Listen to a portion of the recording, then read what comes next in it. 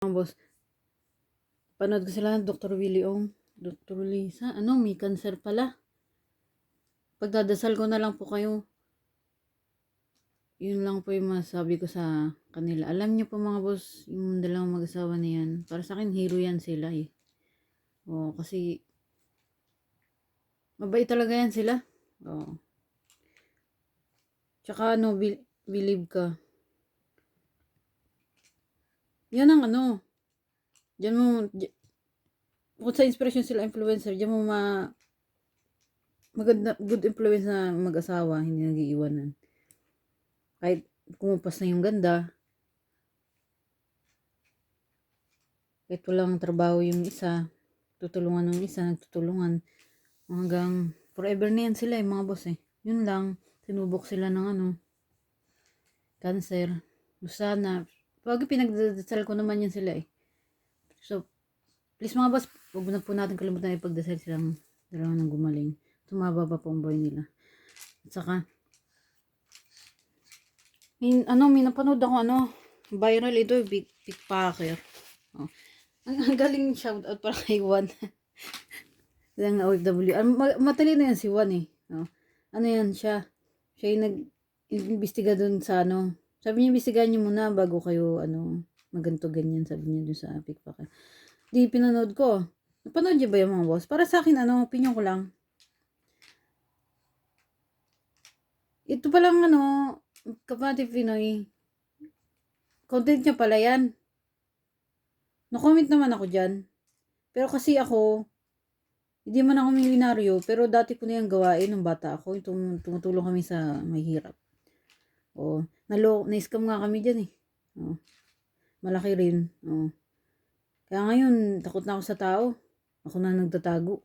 Kasi, tinatarget ka rin talaga eh. Para iskamin ka, kapwa mo lang din Pero may mga scammer din mga foreigner. May scammer din Pinoy. Buong mundo yan mga boss. Huwag kayo matakot sa buong mundo. Ganun talaga ang buhay. Kailangan mag-ingat ka.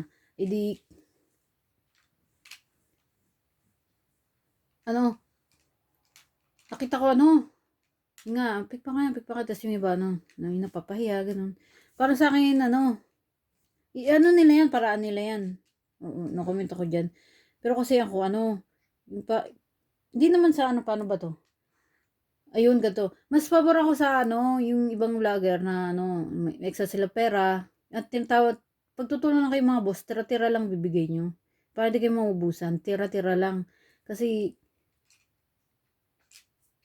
wag nyo ipipilit pagka wala. Tira-tira lang talaga. Pati sa pag-ibig, para pag nag-iwalay kayo, hindi kayo masaktan. Lalo sa pag-ibig. Di balik tayo. Yun, mas paborang sa ganito. Hindi may extra siya pera. Yun, pulubi, bisa mo, pulubi, bigyan mo ng ganito, ganyan, tulungan mo kung ano lang.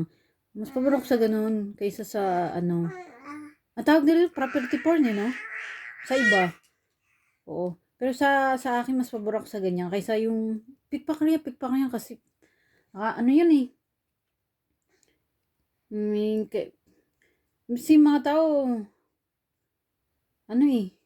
iba gipit, ganun talagang tao, nature talagang tao yan, kahit foreigner, hindi foreigner eh. Pag gipit, kapit sa patalim yan eh. So, mas nakita pa yung mukha niya. But sana kung naka-blurred, pwede mo siyang gano'n pikpakan, pero hindi rin, yung mga tao na nasa tabi niya. Kahihiyan eh. Tsaka alam niyo mga boss, meron ditong grupo, nakamas sila, kabataan. Siyempre, hindi mo malaman kung bata o matanda kasi nakamas yung ito. Pero hinala na may mga kabataan.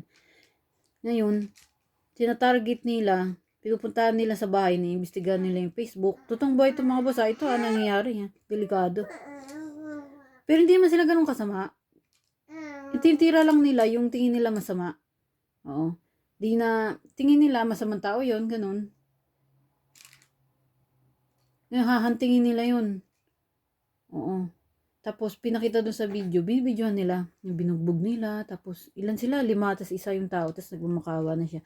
Pero yung tao na yun, na nagbumakawa na binugbog nila, pinaghihilalaan na masamang tao. Kaya, no-comment naman ako. Pero, kaya nga, para sa akin, delikado rin yan, yung Pikpakan yan, yung nakikita ba yung mukha niya, tapos ano.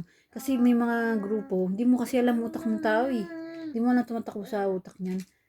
May mga grupo, dito katulad yung nakama sila, yun ang inahunting nila yun. Then nakita yung mukha sa sa ano, camera, tapos sinerch nila yun sa Facebook. Tapos, aalamin nila yun, pipilitin talaga nila yan, ano yun, tapos, ayun na, hahantingin nila yun. Yung mga tao dito, alam nyo naman, ayun. Grupo yan, mga boss, may kaya yan. No? May masakyan sila, may motor. Ayun, napuntahan nila doon, tapos ayun. Tapos kumalat yun sa ano, social media, ayun. Tapos sabi nila, ano, sila raw yung, di ko kasi maintindihan eh. Pero, kasi ba yung lingwahe, pero parang ganun, sila yung, ano, mag-ingat ka daw yung mga kriminal sa kanila, etc. Kasi, may kalalagyan. Parang ganun. Yun lang mga boss, please support my audience song by Manny Nicho.